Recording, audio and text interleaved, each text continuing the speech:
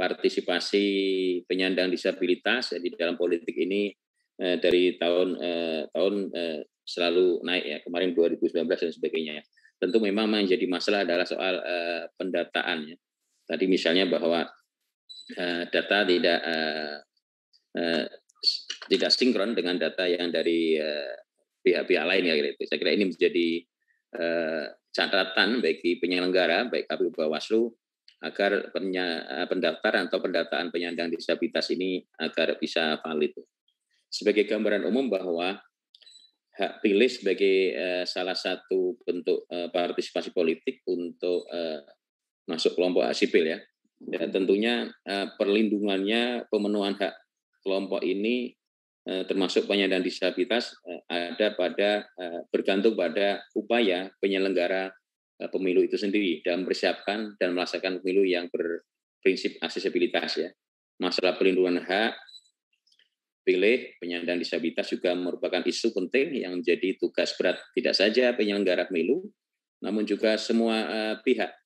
Penyandang disabilitas sebagai mana dengan orang penyandang non disabilitas memiliki hak dan kewajiban yang sama, termasuk hak dan kewajiban konstitusional yang meliputi hak ekonomi, sosial, budaya. Negara mempunyai kewajiban untuk memenuhi, menghormati, dan melindungi setiap hak yang dimiliki oleh setiap warga negaranya, termasuk hak pemilih disabilitas. Kalau kita merujuk pada ketentuan Undang-Undang 8 tahun 2016, pengertian disabilitas adalah setiap orang yang mengalami keterbatasan fisik, intelektual, mental, dan atau sensorik dalam jangka waktu lama yang dalam berinteraksi dengan lingkungan dapat mengalami hambatan dan kesulitan untuk berpartisipasi secara penuh dan efektif dengan warga negara lainnya berdasarkan kesamaan hak. Kemudian bahwa hak pilih pemilih termasuk di dalamnya adalah pemilih disabilitas tanpa terkecuali. Saya kira tidak hanya hak memilih saja, hak dipilih juga sama dimiliki oleh penyandang disabilitas ya. Hak pilih pemilih ini tentu warga negara Indonesia yang sudah usia 17 tahun lebih atau kawin atau sudah pernah kawin mempunyai hak memilih. Kemudian penderita gangguan jiwa atau ingatan permanen yang tidak bisa terdaftar sebagai pemilih dalam pilkada sepanjang ada surat keterangan ahli kejiwaan. Ini yang kemarin saya kira pada pilkada 2020 dan di pemilu 2019 yang sempat ada ramai soal klausul ini yang ada di PKPU ya. Kemudian pemilih yang mengikuti pemungutan suara di TPS adalah pemilih yang memiliki kartu tanda penduduk elektronik atau surat keterangan. Nah, perlindungan hukum atas perlindungan hukum atas hak pilih bagi penyandang disabilitas saya kira sudah ada berbagai regulasi ya dari terkait Convention of Rights of Persons with Disabilities di CRPD juga ada.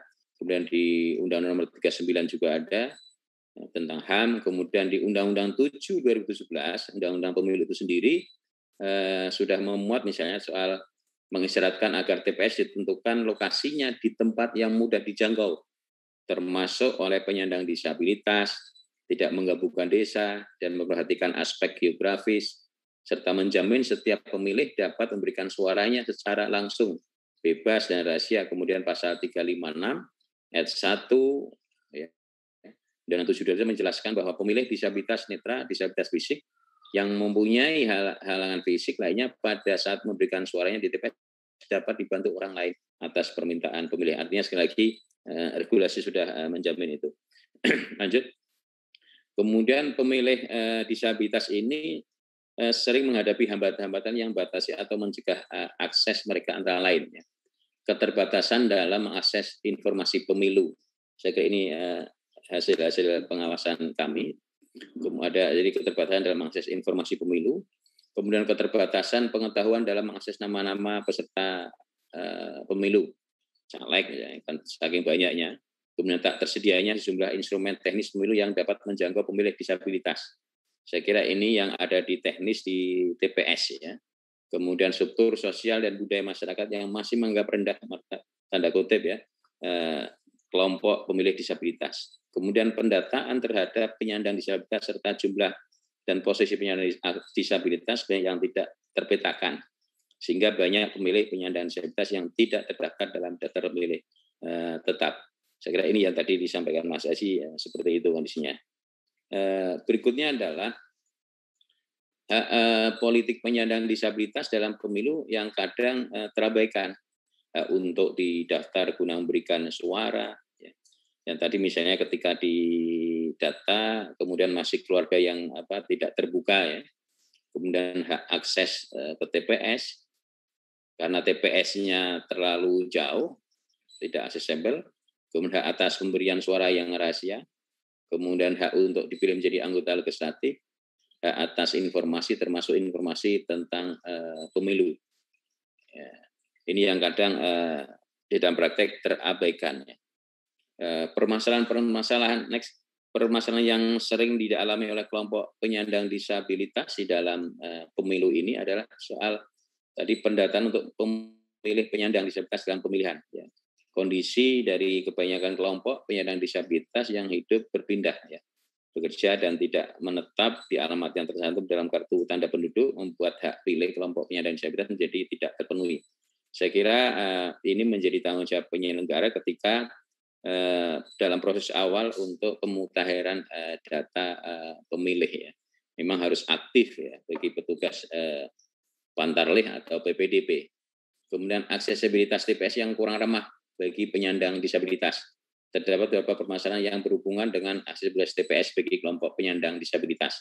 Seperti lokasi yang sulit diakses oleh penyandang disabilitas karena berada di perbukitan atau berada di tengah lapangan yang berumput, serta akomodasi yang layak. Kondisi tersebut akan mempersulit kelompok penyandang disabilitas untuk mengakses TPS. Tadi misalnya dalam pemilu 2019, hasil pengawasan temuan Bawaslu menemukan sekitar hampir 2.300 lebih itu kan, ya, TPS yang tidak akses. Saya kira ini sebuah fakta empiris yang harus kita perbaiki ketika nanti kita menghadapi pemilihan serentak tahun 2024.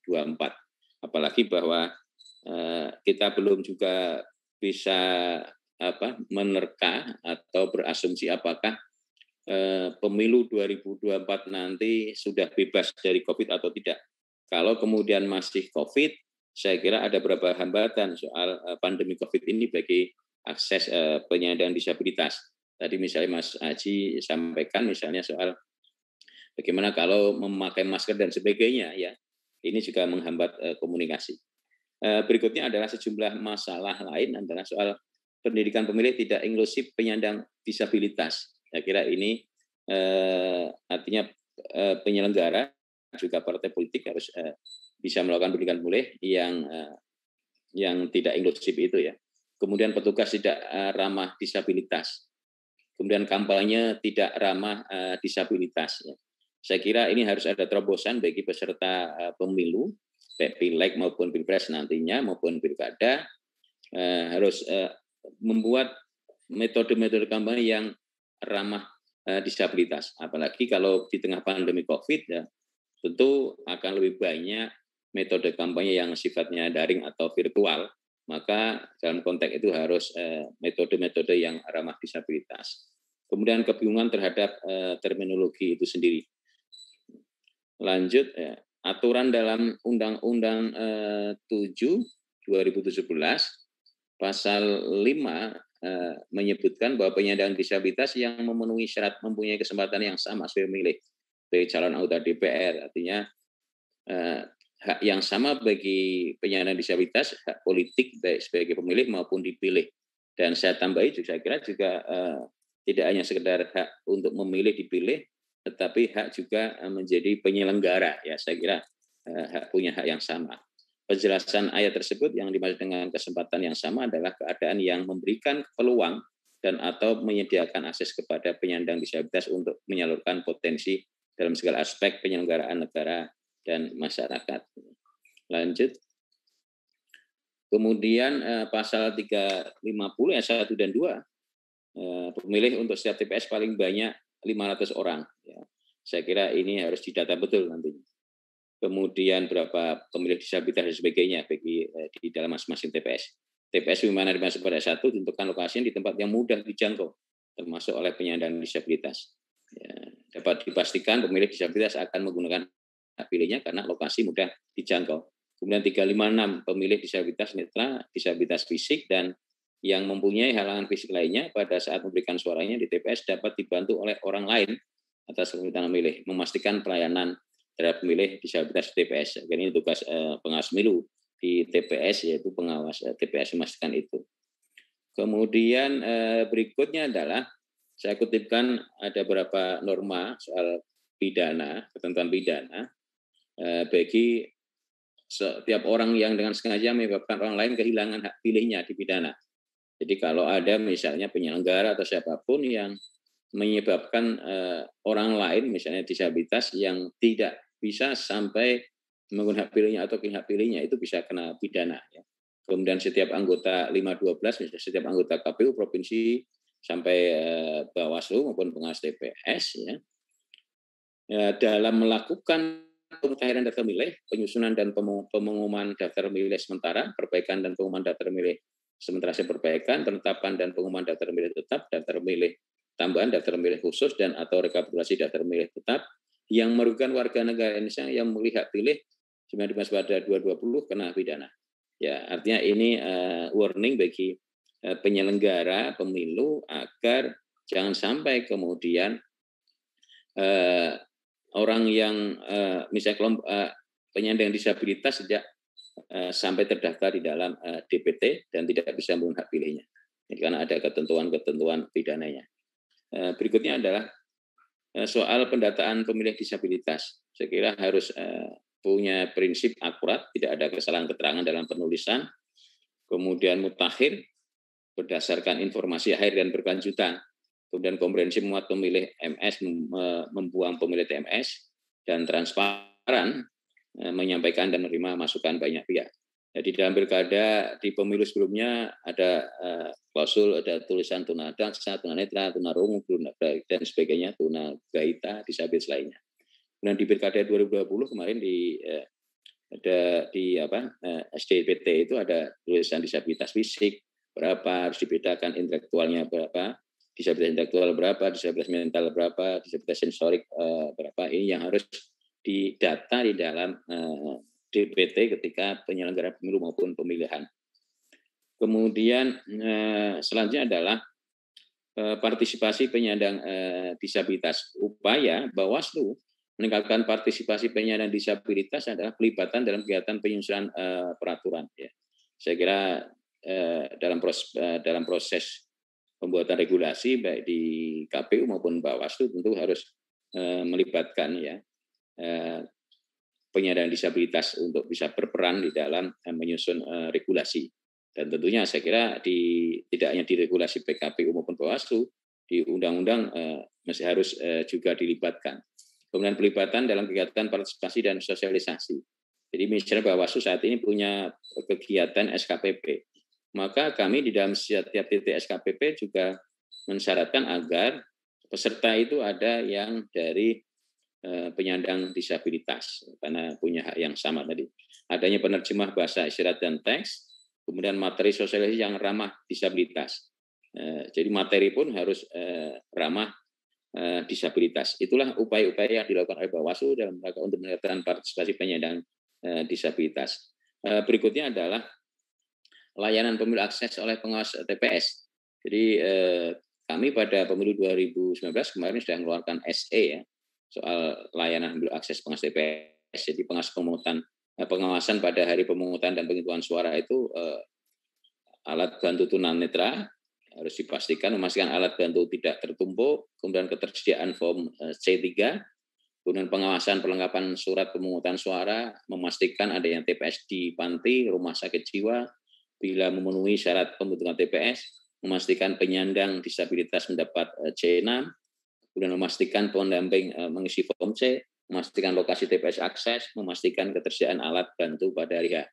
Kemudian pada pengawasan rekapitulasi hasil perolehan suara, jajaran kami pengawas harus memastikan pencatatan partisipasi pengguna hak pilih disabilitas. Jadi harus dipastikan partisipasi pengguna hak pilih itu tercatat. Ya.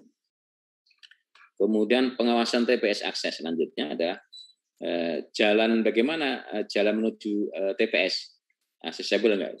Kemudian TPS itu sendiri, kemudian pintu masuk dan keluar TPS.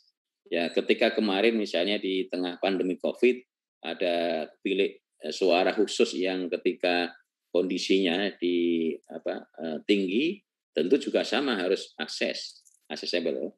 Kemudian ruang gerak dalam TPS juga harus accessible, tidak kemudian sempit, tidak bisa berputar dan sebagainya. Meja hak pilih juga sama, meja kotak pilih, braille template.